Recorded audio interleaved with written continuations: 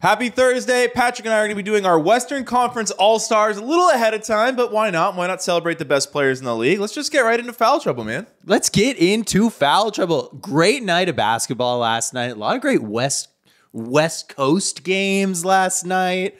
I watched the Heat come into LA and just kind of not embarrass the Lakers, but just kind of go like, simple layups are worth the same as highlight lobs, and we're going to play a 2-3 zone, and it's going to look like a 8th grade rec league game a little bit at times, other than the lobs. But yeah, I watched the Clippers just decide to not miss any more shots for the rest of the season against the Suns. But yeah, 2 great games. But I don't know. Last episode, we started with the guys who just missed the cut for us. Do you want to start there, or do you want to make that a surprise at the end? How you feeling? Yeah, so I think this is where it's going to get interesting. So Patrick and I were making our Western Conference All-Star teams. For me, we texted a lot back and forth about it. For me, I had 10 players that were absolute locks.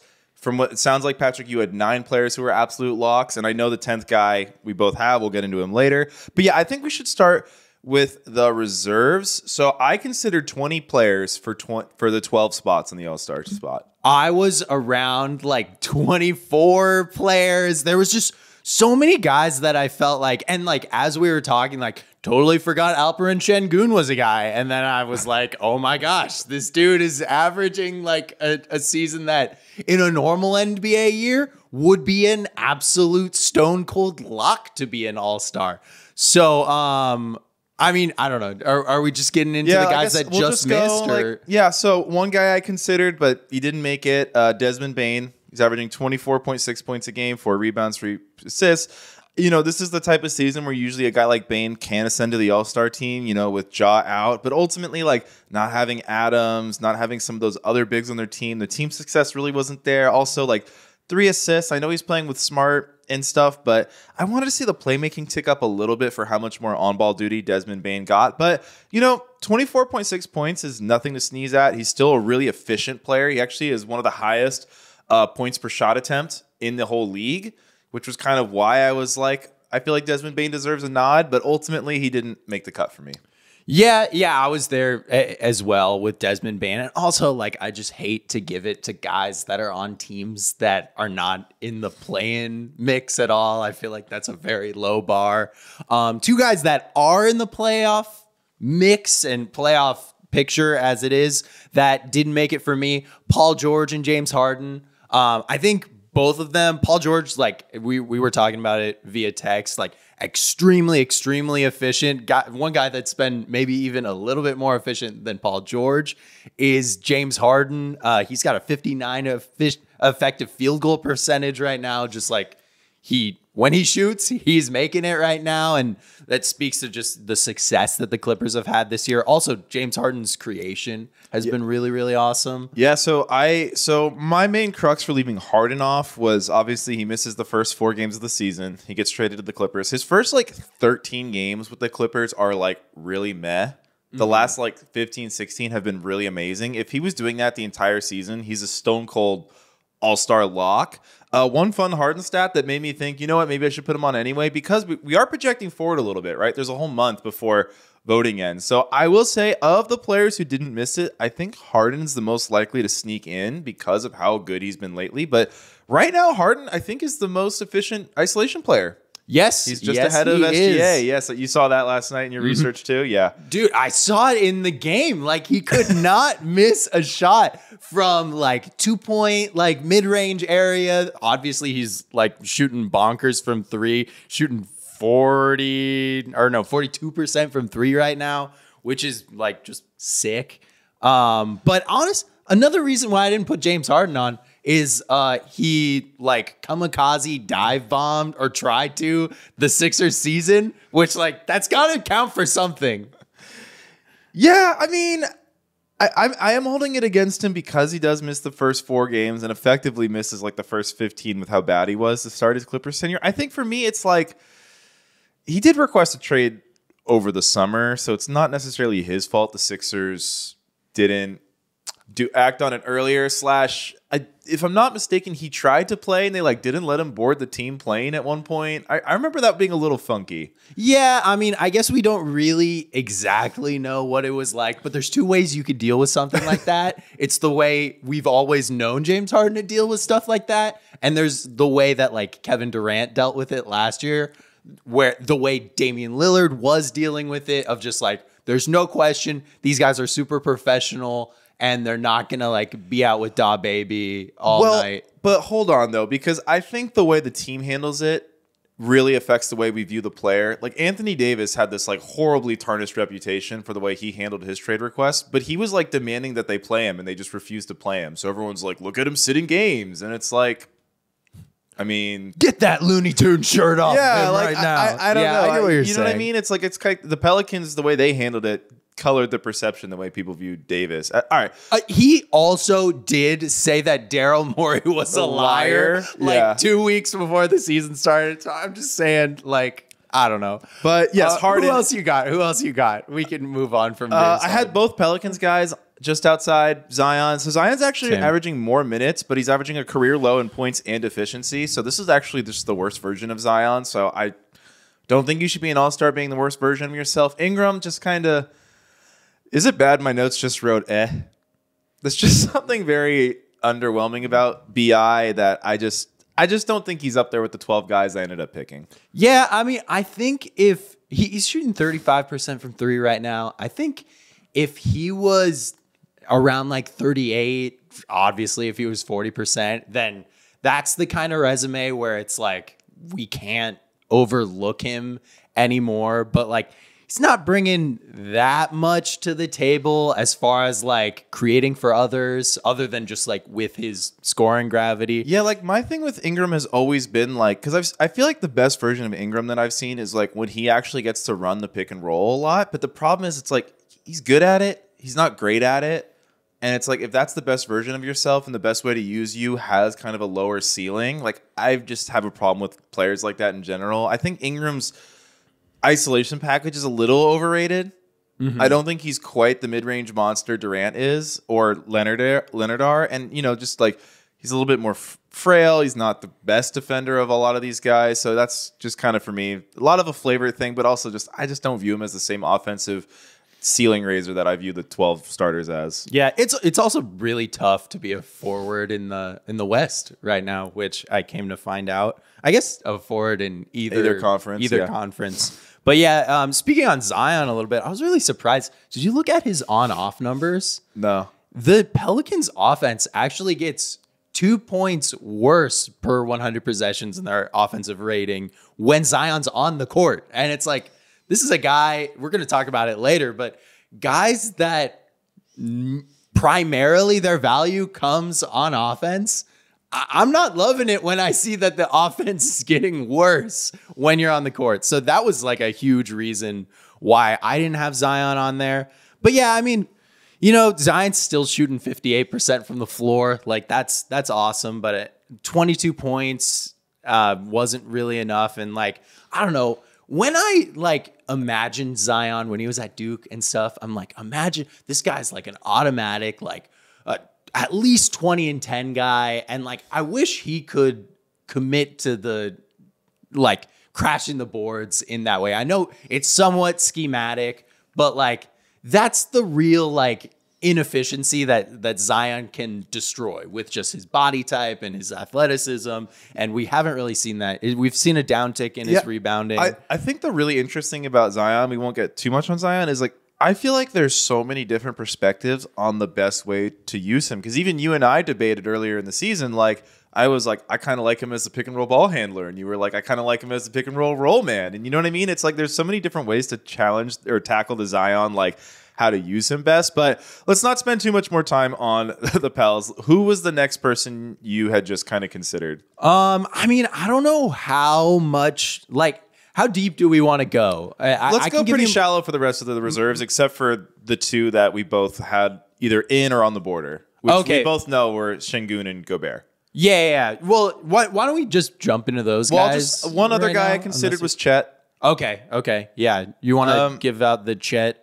Yeah, Chet's been really good. He's been an amazing shooter. He's been a really, really good defender. He's up there in blocks per game with a lot of the best defenders. Obviously, blocks aren't the best metric, but yeah, I feel like Chet's still not enough self-creation for me. And yeah, I just don't find him to be as impactful as the 12 guys, and I'd rather talk about those 12 guys and let them speak for themselves. But Chet's been really, really good. He's going to make an All-Star game next year, I'm pretty sure. Yeah. Chet's that was kind of the same thing for me. The other thing for me with Chet, though, is the Thunder are oddly very similar per 100 offensively and defensively with him on and off the court. Yeah, which is like one of those like you don't want to hold against somebody if the team has a good bench. Yes, like that's the thing. Sometimes those like, oh, the team's actually a lot better with this guy. It's like because like the Knicks had that problem too, right? Where it's like Brunson might have that effect where you're like, wait, why are the Knicks oddly better without Brunson? It's really just because their bench is so good, not because Brunson's a negative. But like it's kind of interesting though for a team like the Thunder. Everybody says like the one like gap that they have is they don't really have a true backup big. And really it doesn't show in the numbers at all that once Chet comes off, they're needing that big. Yeah, I mean, I think that's more of a playoff thing. Okay, let's talk about Gobert. So I think Gobert has kind of been a popular pick as people just tentatively think about it. Patrick, here's really why I just don't think Gobert can be in there. There's an Eastern Conference player that I was doing a little comp for who has a better defensive field goal percentage difference. So he's better at contesting shots statistically at, defending. He's a bigger offensive role. And he didn't make the All-Star game this year. Well, he won't make it this year. He didn't make it last year. Do you know who I'm talking about? I'm going to guess Miles Turner. It's Evan Mobley. Evan Mobley. And I don't know, Patrick. What does Rudy Gobert do better than Evan Mobley? And that's kind of where I was like, okay, he can play center. Evan Mobley's been playing center this year. Yeah. I know that Mobley's kind of been out and in, but like, I don't know. Mobley's actually like statistically more of a deterrent at the rim. He's even defending more volume of shots at the rim and allowing less field goal percentage. Like he's giving you a lot more on offense than Gobert is. Another thing for me is like, as an all-star, I want you to be a star. When they played the Sixers, Gobert shot the ball 4 times, and his primary player guard scored 51 points. Oof. So I don't want to hold it against somebody that like Embiid dropped a 50 bomb on you. That's not fair. Like maybe no one would make the All-Star team if that's the criteria. But like 4 shot attempts, if you're an All-Star, I don't know. That to me that doesn't work. Yeah, he's really not adding too much value at all, other than like his screening is obviously like best in the league. No Gobert screen assists. No, but we're not doing it. The biggest thing for me with Gobert is we've seen Gobert years where he's leading the league in rebounding and he has like 15 rebounds a game. If this was one of those years, I think I probably would have had him on my list. But it's just not been one of those years. 12-12 is kind of like, I don't know, it's middle of the road for like a Gobert season. And for a guy that's not really adding much to your offense other than that screening and rebounding value, I'm going to need just like a higher level of that at the end of the day. One thing we were talking a little bit about like not trying to like punish people for having really great benches. One pretty good bench that we've seen throughout the year, they're one of the best teams in the league, is the Timberwolves. And I was actually surprised that when Gobert's off the court, like they're putting Naz Reid on the court, who's really great. Good. They're still playing two bigs. Gobert still has that on-off swing, which I think is the best argument defensively. Yeah. And he's not punishing them too. I think they're like a point worse with Gobert on than Naz Reid, which kind of makes sense. But their defense is 7 points better in their defensive rating when Gobert is on the court. I mean, he has the best single player defensive rating in the league. First in defensive win shares, 8th in blocks per game. He's had a super dominant year, but I just don't think it was enough for me to put him over the guys I had on my list. So the guy I had first out, the guy that I really, really wanted to put in, but I just couldn't justify him over the guy I ended up going with, was Alperen Şengün, who you do have in, right? I did. Yeah, he was my last addition. So Şengün is averaging 21.3, 9.1 rebounds, 5.3 assists. Yeah, I love Şengün. I love how much of a hub he is on offense. I love how the Rockets can use him in so many different ways. He's a super crafty post player. I kind of love I love hub big men like this. He's kind of like in the Jokic mold. Ultimately, for me, he's not quite as efficient on post-ups as I thought he was going to be when I kind of went through the stats. He's kind of actually below a lot of these other bigs in that metric, and he is posting up quite a bit. He's one of the league leaders in posts per game. So, yeah, I love Şengün. What is the thing that made you feel like he really should be in? Yeah, I mean, just his overall offensive production. He's averaging 21 points a game, 9 rebounds, and 5 assists. You look back in NBA history of guys, just those super basic raw stats. No one in NBA history has ever averaged those numbers and not made the All-Star game. Really? That will probably change this year because Scotty Barnes is also averaging. I guess one person actually did, which you are going to laugh. Is it Harden? It is Russell Westbrook when he was with the Wizards. That is the one person. But he missed a bunch of games at the start of that year. So really, that is a clear, all-star, floor. But I've just really, been impressed with how much the Rockets are playing through him. I think there was an idea that it would be mainly Fred VanVleet leading the show for this Rockets team going into the year, and it really hasn't been that case at all. I found it really interesting. Of bigs, Şengün is in the 93rd percentile of being fouled with the ball, non-shooting fouls. So he's just he has that in people's he heads. has that Jokic quality to him. He really is kind of like baby Jokic, which I know has been said a lot, but he really is he's a really crafty passer, passes from unique angles. He has a nice scoring package in the post. Another guy we talked about with Shet, would be shocked if Şengün's not an all-star next year. Yeah, you can go either way with him, but I just felt his overall offensive impact, the defense is definitely the main point where you start questioning if he is that guy. At the end of the day, for me, he's playing 30 minutes a game. This is a top 10 defense in the league. He's not a negative on defense, but he's not a popping positive like some of these other bigs. Absolutely. Absolutely. And at the end of the day, I was really surprised. He's top 10 in a lot of these advanced defense in defensive blocks plus minus, defensive win shares. So there's something about him being on the court that is working with the Rockets personnel. Obviously, the Rockets are chocked full with these really long Tari Eason type defenders. But I that was enough for me to give him the nod as a front court player. Yeah, I really wanted to put Şengün in, and maybe at the end of the podcast, I'll switch him with the guy I switched him for. I don't think it will be hard for you to convince me to do that, but we'll see. All right, so who were your 5 starters? My 5 starters. I would be really surprised if they weren't your 5 starters. Just go down the list. Shea, Luka, Jokic, Anthony Davis, LeBron James. Wow. Okay, no. I had Luka Doncic. Okay. Shea Gilgeous-Alexander, Kevin Durant, okay, LeBron James, and Nikola Jokic. I love that. Yeah, so I guess AD and Durant was where we differed. Or, okay, you had LeBron in. I had LeBron in too. Okay, gotcha. So I don't know. We don't need to spend too much time on Luka and Shea. I'm just going to read their stat lines. But Luka's averaging 33.4, 8.3, 9.4. I mean, he's the best heliocentric player in the league right now. He's arguably the best half-court passer.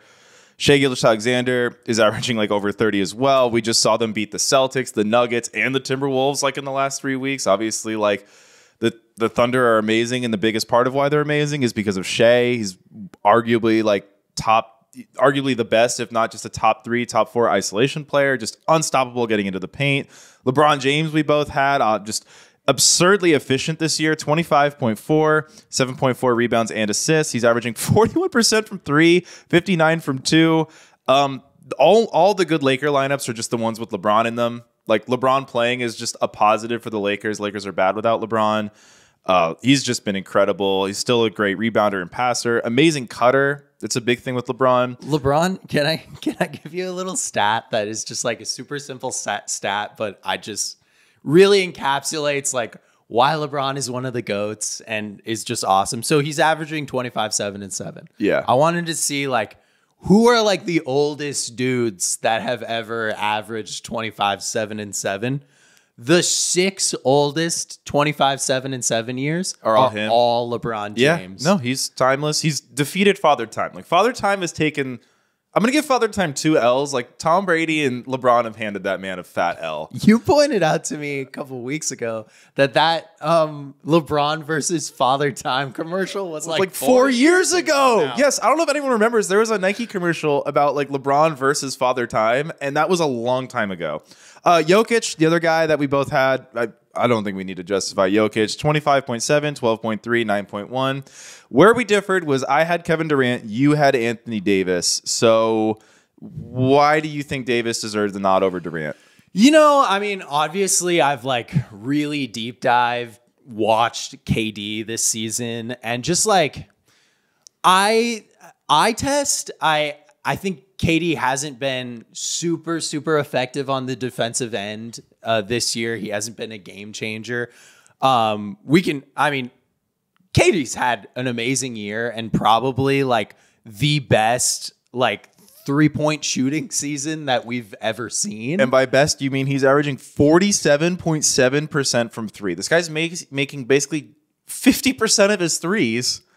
And the difference between what he's doing and pretty much all of the other people that we've ever seen shoot 47% from 3 is he's the number 1 person on every single scouting report that he's going against, and he's still shooting 47% from 3. All those games without Book, without Beal, without Book and Beal, he was getting so much defensive attention, and he's still shooting 47% from 3, which is crazy. He's had a dip on his 2-point shooting, which was to be expected from last season. There were years in Brooklyn where he was shooting like 50% from long 2. Yeah, which is just last season. Yeah, not sustainable. But one thing I like about Durant this year, he's actually creeping up the rim attempts. A little bit. Yeah. He was at like he was getting down to like single digit rim attempts in the playoffs last year. Like last regular season, he had gone down to like 13%. He's up to 20% of attempts at the rim. I really like that for a guy like KD who's so good at the foul line. Like one thing I haven't really liked the way KD has aged is like his insane like regular season mid-range shooting is masking this like weird inability to kind of use his handle to get to the rim. And I'm like, I like that at least statistically we're seeing that kind of come back for this guy. Because there's been a lot of games, especially I've watched a lot of like I haven't watched too much Suns lately, but like earlier in the season, Suns Lakers, like there was a lot of times where he was just getting to the rim in a half court set, which like I really like for KD. I would assume that you were talking. We have a little bit of time for this to progress, and now that Beal and Book are back, I think KD's rim attempts, like you pointed out, are probably going to go up and up and up because. Just seeing the 3 games that we have or 4 games that we have, the spacing is as unreal as we assumed that it would be. So it's funny you had Davis there because I actually had another player that I had the back and forth with, and that was Kawhi. But the reason I went with Durant over Kawhi here was because like the counting stats one, it is the All-Star. I do this is like the only award I really kind of care about counting stats a little bit more than normal for All-Star. Like 36-6, like that clears Kawhi, that clears Edwards too, who was the other guy I kind of thought about here. He's more efficient than both of those guys, and also just like you've kind of talked about this throughout the season as a Suns fan, but like the team environment KD's in this year is really bad, and despite that, he's still doing all this. So for me, that's why I was like, you know what? I wrote in my notes, he's the NBA's best bad shot guy. Yeah, for sure. And I will say the one thing to kind of talk about KD's defense a little bit, one thing I found really surprising is the Suns' defensive rating is actually 2 points better with KD off the floor, which as a Suns fan is just like I don't understand it at all because when KD's off the floor, the Suns have no big wings to throw at. But a lot of that could be like KD is playing so many minutes, and like the 8 minutes a game he's not playing are like bench versus bench units. And a lot of times bench units just in general have lower offensive ratings, which in turn helps the other team's defensive rating. But yeah, I mean, I had Durant. Why did you have Davis ahead of Durant? I just really value the rim protection. I mean, Davis is a once in a generation defender, and I think we've really gotten the best of it this season. And you know what? We finally have like a huge scoring season out of Anthony Davis. He's averaging 25 points a game. Shooting 55% from the field, 37% from three, knock on wood. I don't know if that's going to hold up. Obviously, it hasn't progressed to all of the winning that the Lakers may have hoped. But I do, like I said with Tyrese Halliburton, I'm giving a little hat tip to the Lakers for winning the in-season tournament. Like, that happened. It was high-level basketball for my eye. So I want to give that a little bit of shine. But also, I felt like, I don't know. I just felt like he was the right choice. That's fair. Yeah, I mean, he's had a season that's worth starting. I'll say that. Okay. My first reserve was Anthony Davis. Who was your first reserve? My first reserve was Kevin Durant.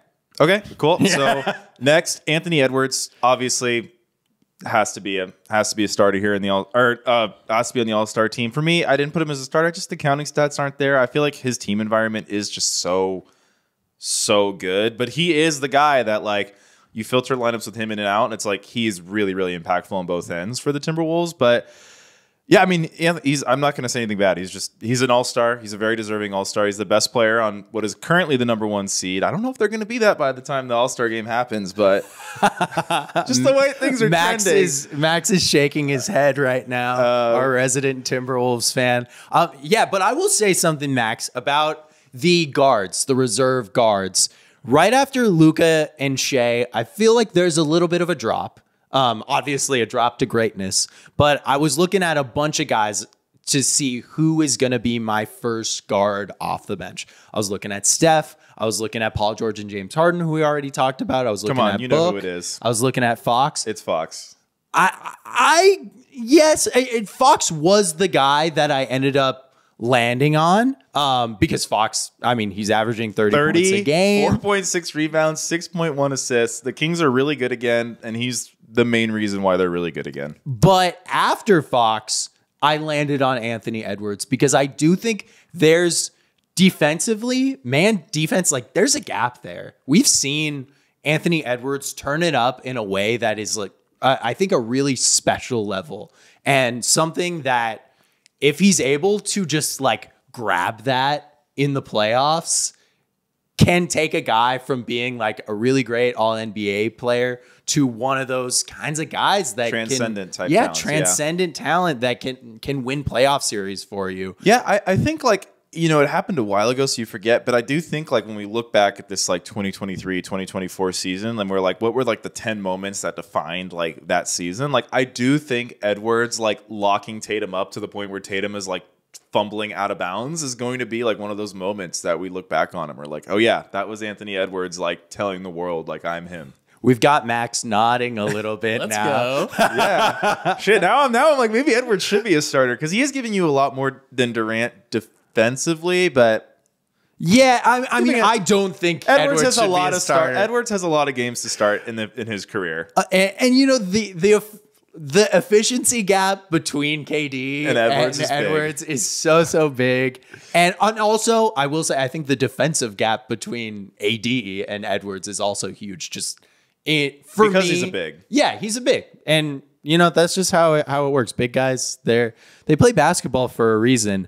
Okay, we kind of skipped over him, but let's get into De'Aaron Fox. Can I just name a couple names real quick? Let's just, because I feel like I don't want to talk too much about guys that I don't think are that interesting to be on the team. Like De'Aaron Fox, he's on your team. Mm-hmm. De'Aaron's averaging 30, 4.6, 6.1. Kawhi Leonard, 24.4, 5.9, 3.6. I feel like the thing with the Clippers, like the whole thing has been like, look at the way they're all gelling. Like a real reason the Clippers are really winning all these games is because Kawhi is just going God mode for a long time. He just doesn't miss. This guy doesn't miss. It is so frustrating.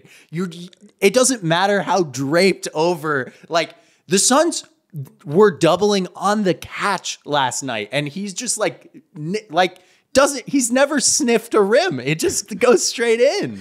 Yeah, Kawhi's the Terminator. And then Curry, who you are not quite as strong on, but Curry's averaging 27.3, 4.4, 4.5. He's the best shooter in the league still. Like, I don't know. Steph was his catch-all advanced metrics are awesome and probably why I ended up putting him in.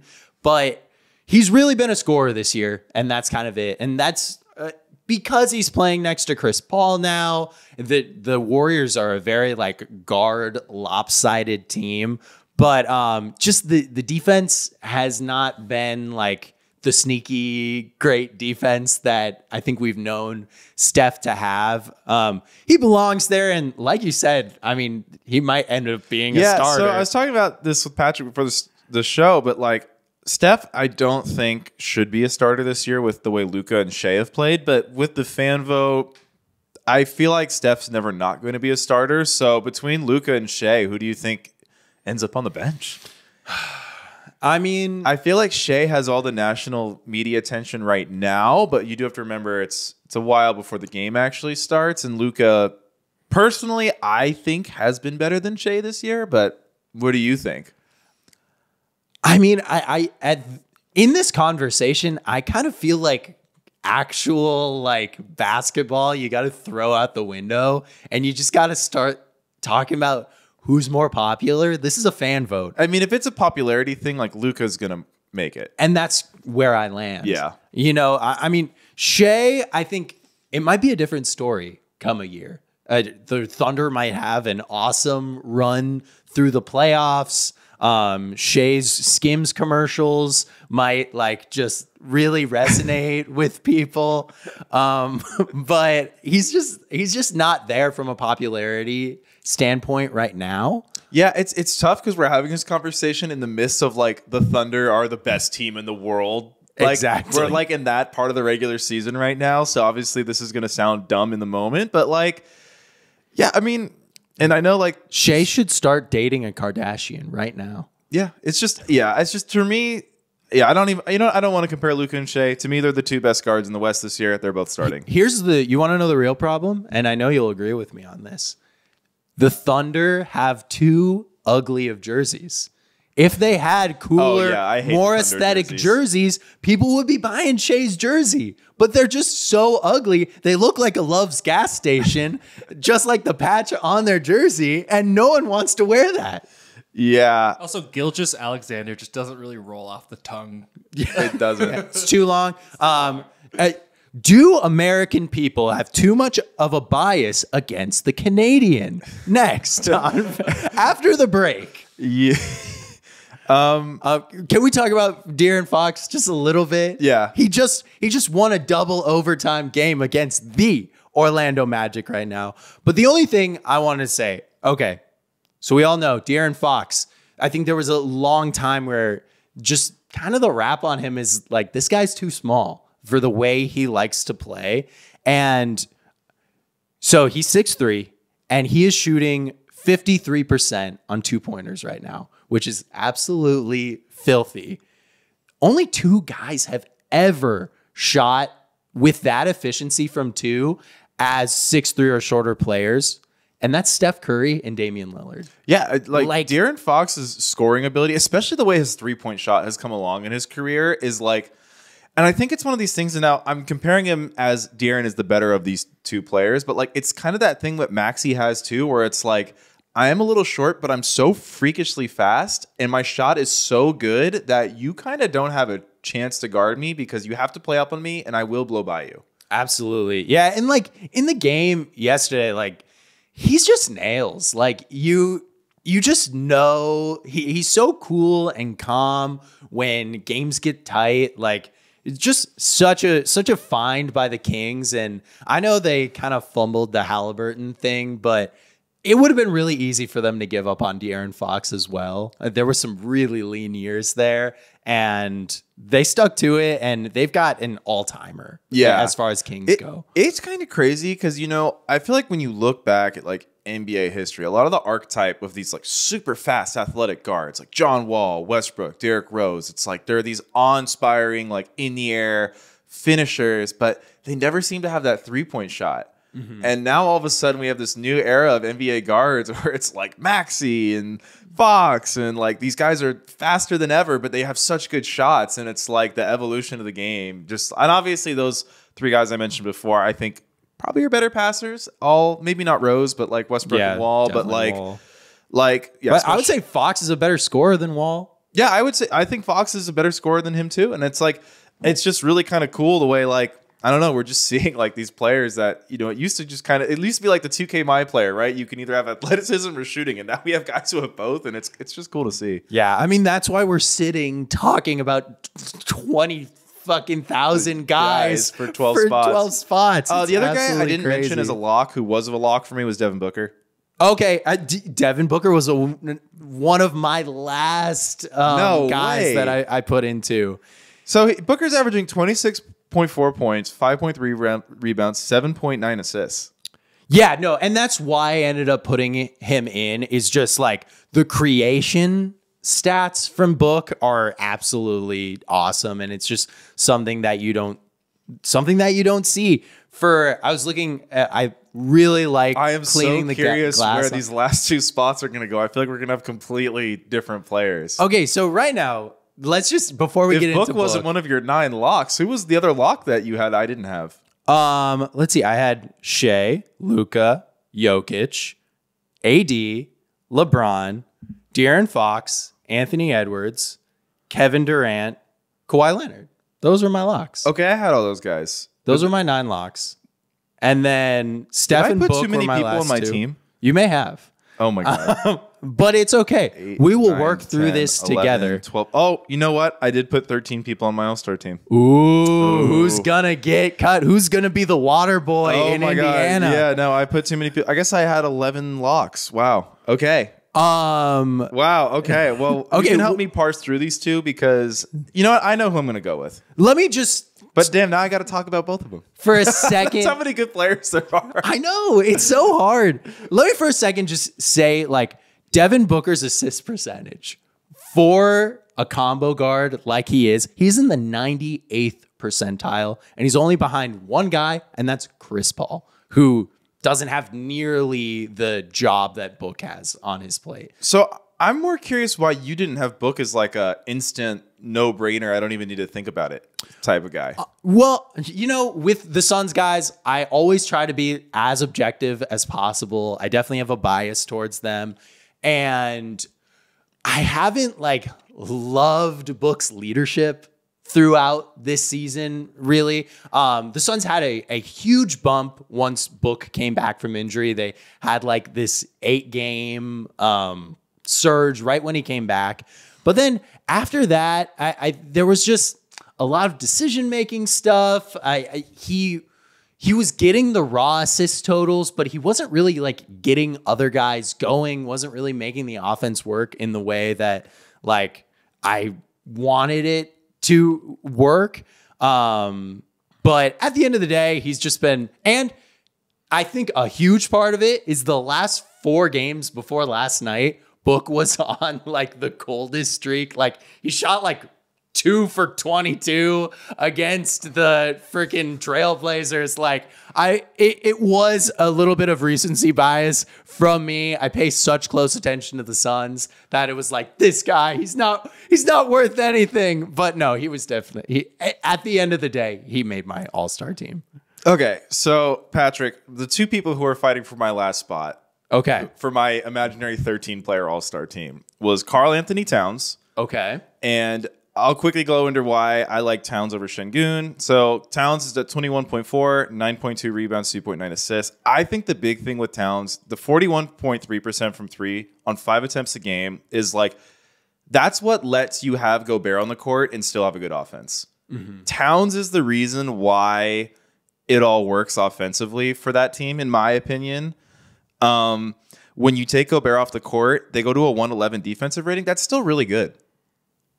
They're still really good defensively, even when Gobert is gone. Obviously, they're like elite when Gobert is there. But like, I don't know. Towns is, again, we talked about this earlier, but like the driving ability is really unique to him as a center. Like the shooting, I just think Towns is like kind of the sneaky connective glue that makes that offense kind of work at a high level. And I think the reason I had him over Şengün too is because, and I hate to do the like swap their team situations, but like Şengün, like the post-up numbers really weren't there. Like that was kind of the thing that made me caught my eye. Like Towns is a lot better in the post. Like I think if you put Towns on Houston, they're going to lose a lot of that creation Şengün's offering. But like I think they get a big scoring punch. Whereas I think if you put Şengün on this high-level team and you're like, okay, you're not the best player on the squad anymore. Like adapt to Edwards and adapt to fitting with like Gobert, which isn't really fair because but like Towns was a center before that too. And it's like, I don't know if it works quite as well. Yeah, I mean, I think there's a really great argument to be made for Towns. I didn't end up having Towns on my roster because I was really trying to look at it from like just this year. Just this year, you were not a center. You are a forward. I think there's some situations where that hasn't been the easiest adjustment. The Wolves have such great defensive personnel that you're kind of able to make it work. I was a little disturbed by his 2-point percentage. He's only shooting 55%. Yeah, I didn't from like 2-point, which it's like you should be like feasting on mismatches always. You are Karl Anthony Towns. And then like you said, the creation, I think there's a clear bump from Şengün. Also, I think the Rockets just kind of deserved one guy, look, and it was so close. I would rather have Şengün than Cat, but since I only get 12 spots when I thought I had 13, apparently, can I tell you who I actually had? Yes. Jamal Murray. What? Yeah. So here's the thing with Murray. Let's rewind to earlier in the week. We talked about Jimmy Butler. You can't hide that you're one of the best players in the league by just waffling in the regular season. So last season, Jamal Murray had 7 30-point games in the regular season. He had 8 in the playoffs. And I went back to the bubble year, same thing. So this is a guy who's just one of the best guards in the league, kind of hiding in plain sight. Jokic and him are basically like the best two-man lineup in the NBA. The Nuggets are plus 11.6 when Murray's on the court. He's half of the most unguardable play in basketball. He's half of the best two-man lineup in basketball. He's the point guard of like one of the best 5 like whole team constructions in basketball. The Nuggets are 17-6 when he's playing. So basically when Murray plays, they are the 1 seed. He's shooting 45% from 3. He's averaging just under 20, 3.9 assists, 6.2 rebounds. This is projecting a forward a bit because obviously he's going to play more games. And like, I know the counting stats aren't quite there with Murray, but like just all the numbers. He does have rock star efficiency. It's I'll just give you like that. when Murray's on the court, the Nuggets are still the best team in the NBA, in my opinion. Mm-hmm. Well, I mean, I feel like you could make an argument that they could be without him on the court on certain nights. So were you doing like backcourt, and then front court backups? No, for the reserves, I didn't think about position at all. So I did think not about like minute position, but like general front court reserves, backcourt reserves. I was thinking about that. So that was kind of like, am I going to put Jamal Murray over a Devin Booker or a Steph Curry? No. So he didn't really like factor into my search that much because of just the numbers game. So then I guess for our lineups, you had Şengün in this spot and I had Murray. Yes. Okay. Yes. Yeah, I think for me, it's kind of like teams that deserve 2 All-Stars. I just feel like as the season goes, the Nuggets are going to be the 1 seed. They might even be the 1 seed by the time this game happens. And I don't know. I think there's just something to be said like when you're a key component of the single most unstoppable play in the whole league. Yeah. No, I mean, I hear you. I think we talked a little bit preseason about who guys that were going to get their first All-Star nod were, and we both had Jamal Murray circled and highlighted and underlined with red pen.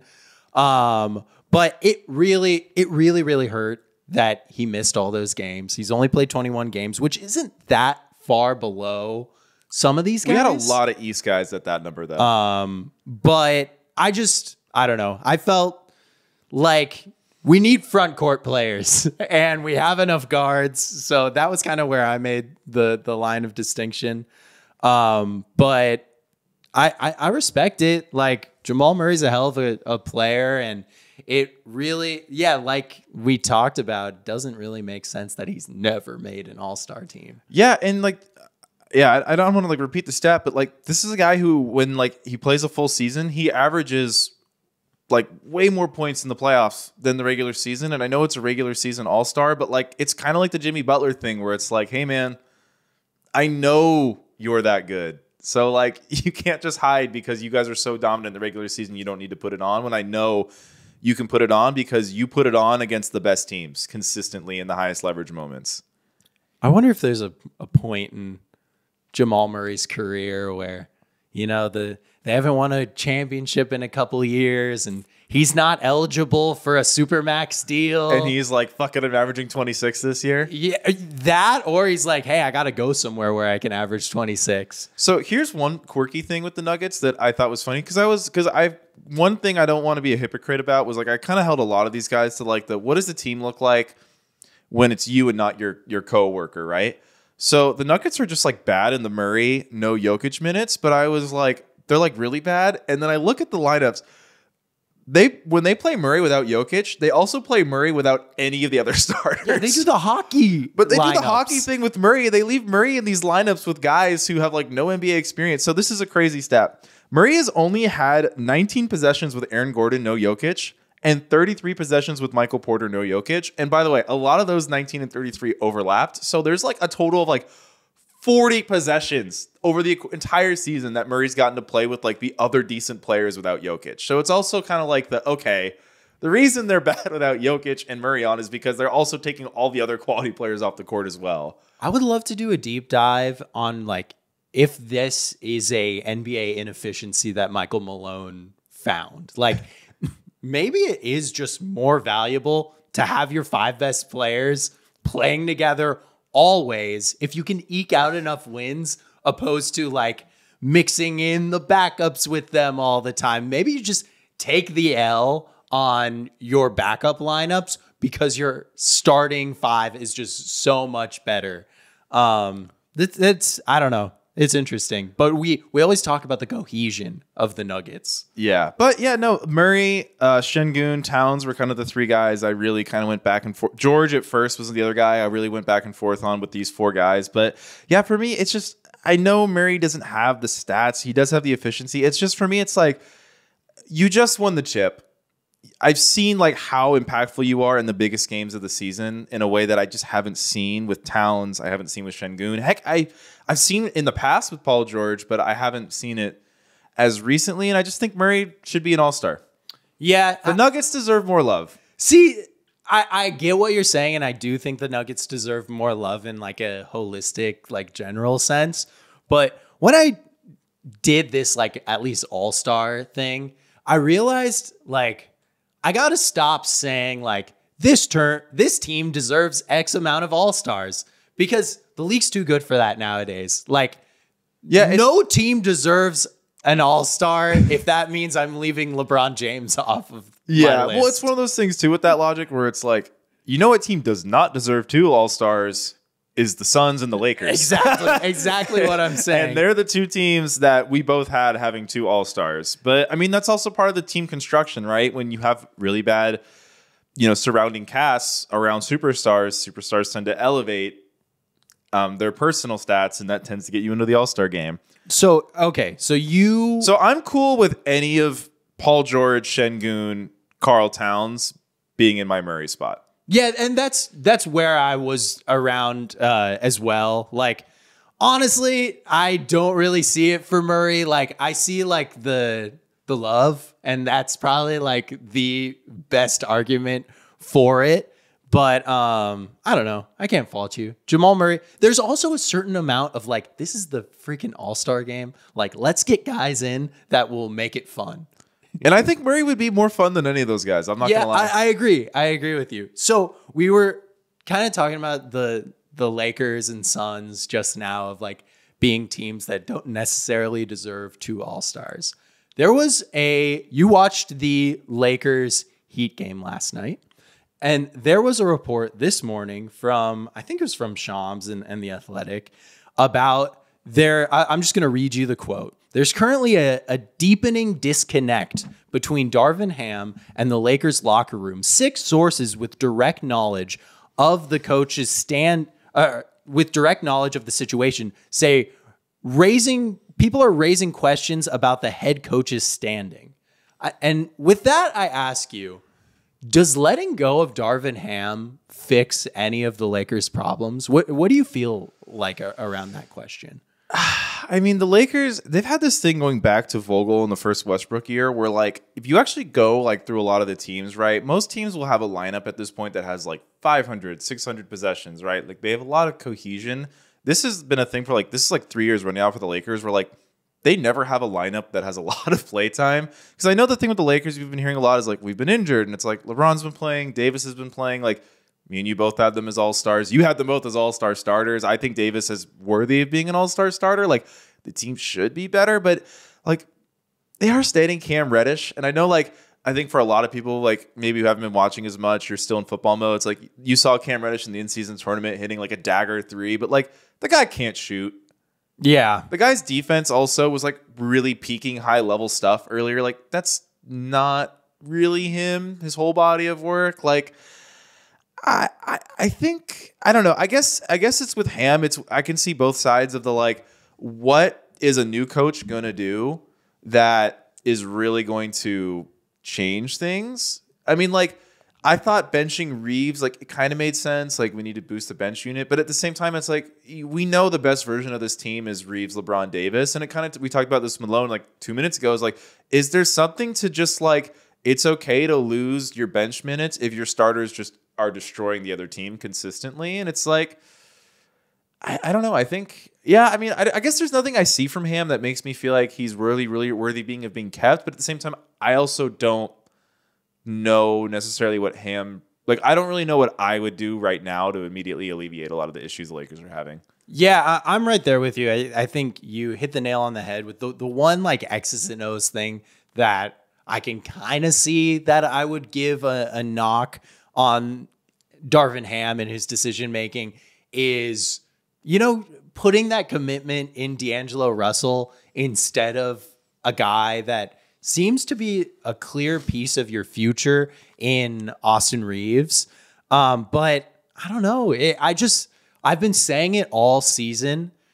This, like, greatness that we've seen from LeBron and Anthony Davis and the health that we've seen from them, everything about their about the whole Lakers tenure would tell us that there's going to be a portion of time where these guys aren't on the floor. And the floor already is pretty low with them on the floor. What happens when they're not out there? Yeah, I mean, and there's a new head coach in I wouldn't fire him just because that's almost admitting that we're a mess.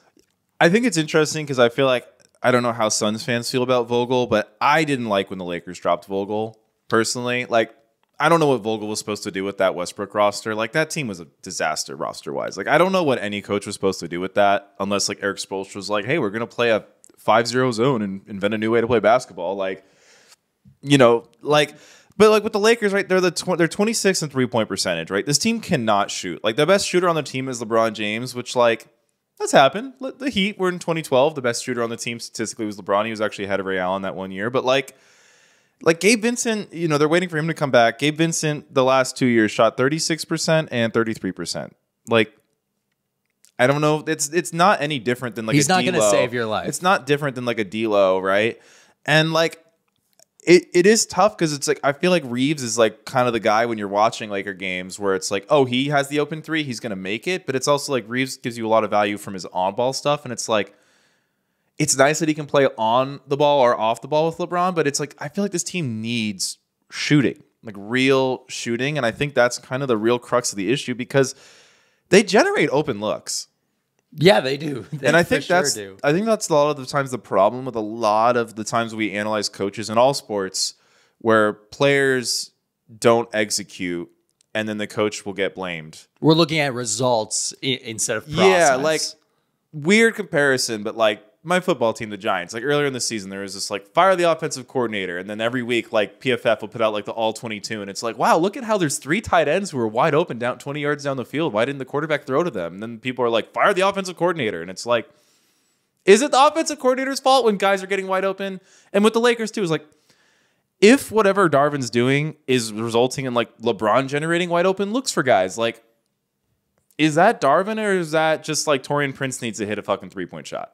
Yeah. So are you saying that the Lakers are more like the Giants than the Steelers? Yeah. Yeah. Yeah, I see that. Yeah, I mean, I don't know. For any team that's ever contending and the year has turned over, I would never suggest firing your coach at this point because it pretty much never, ever, ever works out. Like we've seen I would have to dive into the history of it, but it usually doesn't turn out. For me, I would say just ride out this year, see how it goes. Hope that you don't get injured. Hope that you sneak into the play-in and you can go up against one of these really, really young rosters in the playoffs and finally get rid of Rob Pelinka. I'm sorry. The Lakers were churning out awesome young, like diamonds in the rough from long before Pelinka came into the fold. They were finding weird guys like, you know, a Kyle Kuzma or a Jordan Clarkson late in the draft. I think there's just something about the Lakers scouting department that will be there with or without Rob Pelinka. But at the end of the day, we just haven't seen Rob Pelinka be able to deliver on a true vision that has worked for this Lakers roster and franchise around LeBron and AD. Yeah, you know, like I think the one thing though that the reason I don't love talking about coaches for like, you know, basketball is like it's really often hard to identify like from the outside like, okay, they're doing this wrong, but like I think they should let him go if you're in a situation where like you lose the respect of LeBron James and Austin Reeves and it's like, okay, something has to give, right? Like if LeBron James doesn't gel with you, like that's the whole team. Yeah, I see that. But then you also get into this scenario where you're the Lakers, you still have LeBron and AD, and now you've got a assistant coach as your head coach. So I don't know, like, is it better to just have LeBron as your coach? Well, we talked about this after our East All-Stars pod, but it feels a little Blatty, David Blatty, where it's like, yeah. My thing that I don't know.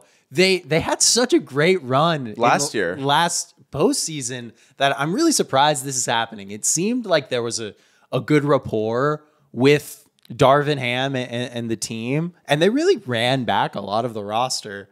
That's why I am still kind of like, I know there's no reason to be high on this team. I'm still pretty high on the Lakers. Oh, there's 2 reasons to be high on this team. I think Reeves is good enough to say like he's a third reason to be high on this team. Like he's a really good on-ball creator. His foul drawing has gone down a lot, and that was a big part of his game last year. So either he's got to figure out how to be more efficient without having to draw the fouls, or he's got to learn how to draw fouls again. But like, I mean, that happens though, right? When the book's out on you, when it's like, okay, stop going for his pump fakes.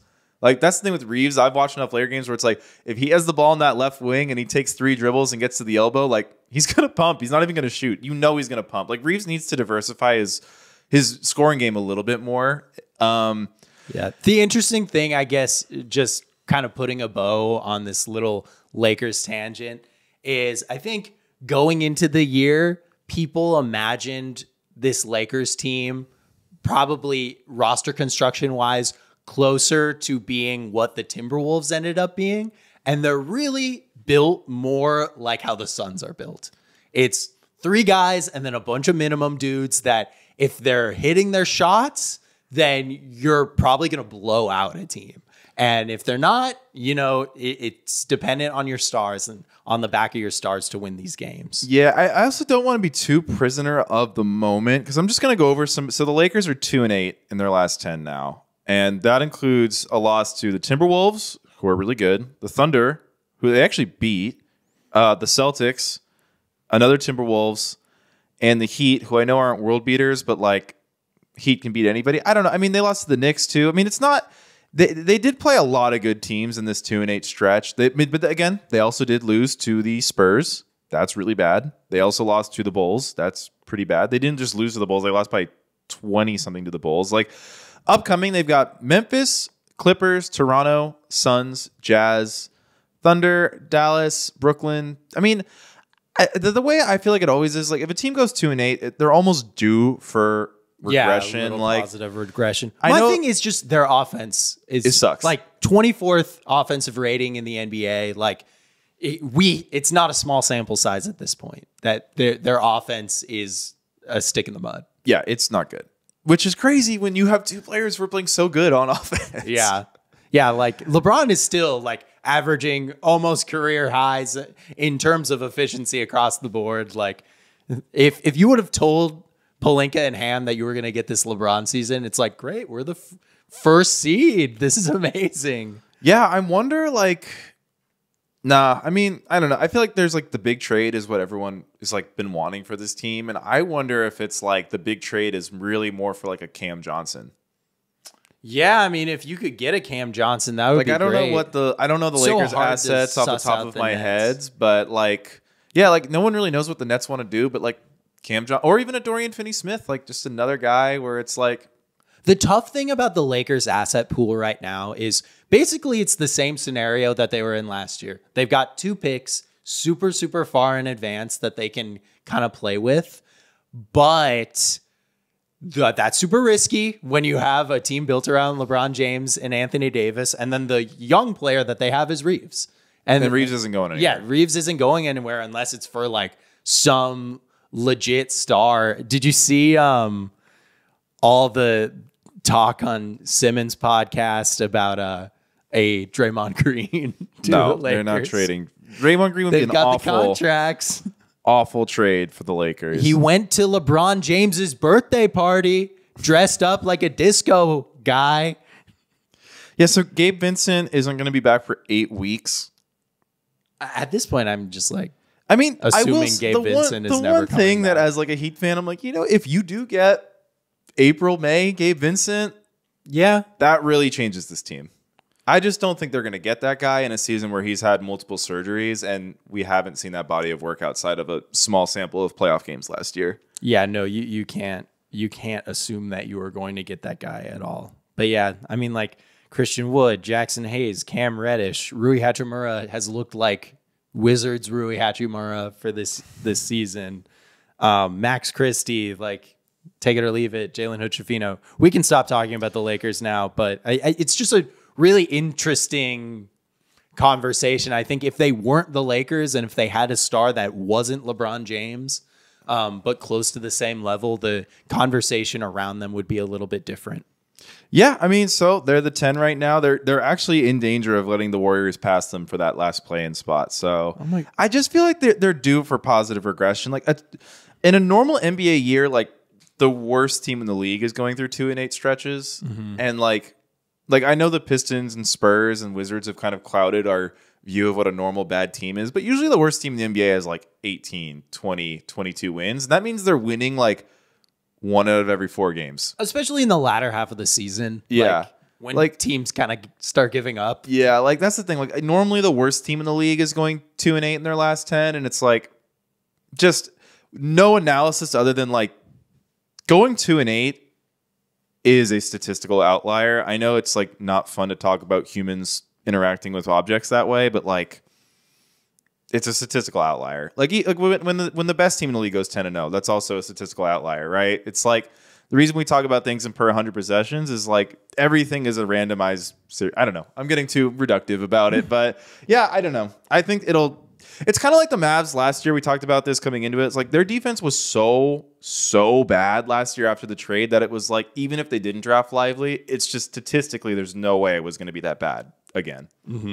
Yeah. So if they lose to the Grizzlies, we'll do a full where is LeBron James getting traded podcast. But until then, let's just do one. Oh, no. You want to do one final wrap up on it's just saying out loud who our West All-Stars are? Because there was a little I don't know, back and forth. You had 13 guys. Yeah, okay. So I almost didn't put in book. Officially, we both had Luka, Shea, Durant, LeBron, Jokic. Our starters, I had those 5. You had Davison for Durant. Our reserves, we had those 2 guys we just mentioned, plus Stephen Curry, Devin Booker, Anthony Edwards, Kawhi Leonard, De'Aaron Fox. You had Alperen Şengün. I had Jamal Murray. All right, we're feeling great about it. I would watch either. So, last question I have for you. I don't know how available your East All-Star picks are. Who do you think would win in a 7-game series between the 2 teams? I think in a real NBA game. In a real NBA game, everyone's fired up. For some reason, they decided to abolish all the teams and just put these 2 All-Star teams. You know what? I think the West wins a real NBA game, but I think the East is going to destroy this All-Star game. Just because we've seen Luka and Jokic, who we both have as starters, they have a bad attitude regarding the All-Star game. Yeah. It also helps I know that Giannis, Tatum, and Embiid and Halliburton are going to give a lot of shits. Also, Maxey will give a lot of shits. Yeah, Brunson will give a lot of shits. Lillard has always been pretty good in the All-Star game. Jimmy won't give a shit, but they won't play him. Yeah. No, the East has too many, I care about this guys, and the West has way too few of those. Yeah, I mean, I think Anthony Edwards will... look at the West, man. We've got Luka, Shea. We got Luka, who literally does not try. Jokic does not try. Anthony Davis. LeBron's going to be on the plane back Kawhi, to you're LA. going to tell me Kawhi Leonard is going to take this really seriously? I don't know, man. I don't see it for the West. I think this is going to be an ugly year for the West. I'm going to say that right now. Yeah, I'm with you. Yeah, I mean, Steph is on the bench. He's done this a million times. I think that is a safe bet. But we will see going forward. We've got a long ways to go.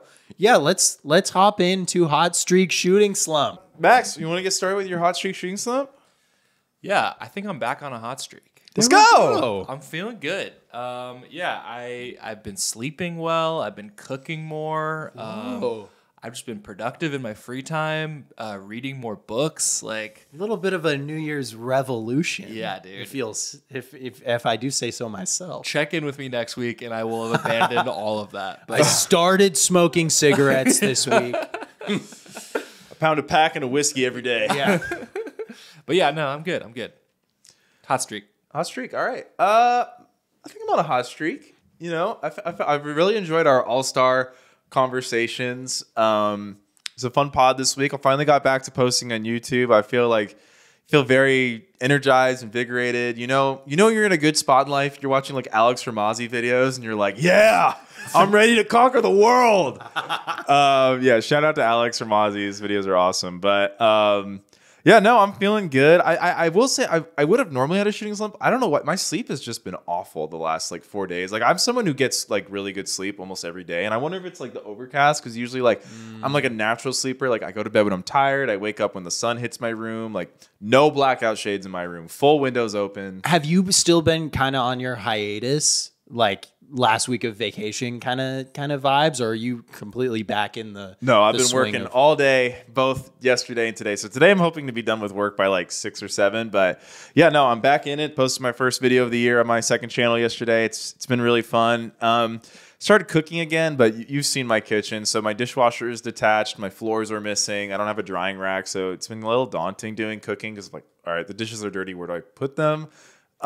First world problems, to be honest. But that's the whole point of hot streak shooting slump, for me to complain about things that aren't worthy of being complained about. Exactly. But yeah, no, it's been a good week. I'm excited. The new year's here. I'm really excited. I feel like we had a really good first, year of foul trouble, even though it was really just 2.5 months. Yeah. Yeah, I'm excited for it to keep going. How was your week? I had a pretty good week. I think I'm on a hot streak as well. This is my last week. I start work again on Monday. So I was asking that question because my sleep has been all over the place because I'm just like fully just trying to enjoy myself for one more week before I get like back into, I guess it's almost done. Oh, wait, actually, I have a story. I feel like I can't do hot streak streams without a story. I love that. Stories are So great. I didn't mean to cut off the week. I want the story. So I don't have any stories. Earlier this year, my brother Jesse and his girlfriend Christina hosted a cocktail making competition where it's about presentation, taste, and then overall. Like who had the best tasting one, who had the best looking one, who had the best overall. And so the first time we did this, I went to Michael's and built out like a whole platter, like from the art supply store.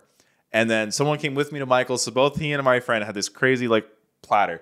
Jesse and Christina, I found out, went to Party City. And then like the 6 other people who came that night also all went all out. So like the bar was set really high for this, where it's like, okay, you're making like an art project along with a cocktail. So fast forward, we do one on New Year's Eve. New Year's Eve is like a thing. We have like me, Jesse, Tina, my friend. We have Chris and his wife Bree. We have our friend, another person named Jesse and his friend Vinny. And and all day Christina's like, you better bring your A game because you're not going to win this time. And I'm like, stop it, I'm going to win. Come on. So I go to Michael's. I'm a regular at Michael's. I get my oven baked clay. I get my wire mesh. And the theme was travel, so I did Japan. I did a whole mountain in the oven, painted it, cherry blossoms, made a cherry blossom like sake cocktail. Ooh. I won best overall. There we That's go. That's what I do. There we That's go. what I do. Take home the dub. I don't lose at that kind of stuff. No way. We're pretty serious about our cocktails here on Foul Trouble. I gotta Patrick, say. you got to tell them about your. I know. I mean, I haven't done it for a while, but that was kind of how I got mixed up in this world. Is my kind of thing on Instagram was I made NBA inspired cocktails. So at some point, maybe for like the finals, we got to have like a cocktail party on Foul Trouble. Let's do the All-Star episode. That's fun. Let's whip out the NBA. What was the best NBA cocktail? I got to say the most all out that I ever went for one was I made this like, I called it the curry coupe.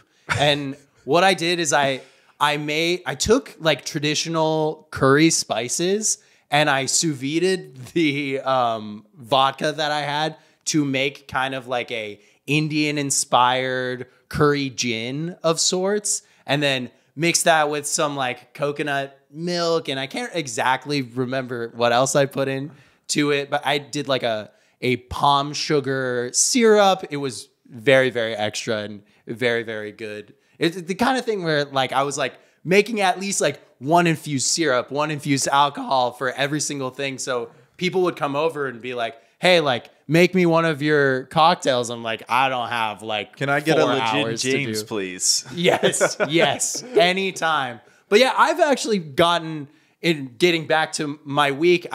Since I've had time to just kind of like enjoy myself, I've been in the kitchen a lot. I've been just like cranking out like some Negronis for myself, which has been very nice. Not trying to go too like insane, but yeah, just cooking a lot. I've found a lot of joy in recently, specifically in the kitchen.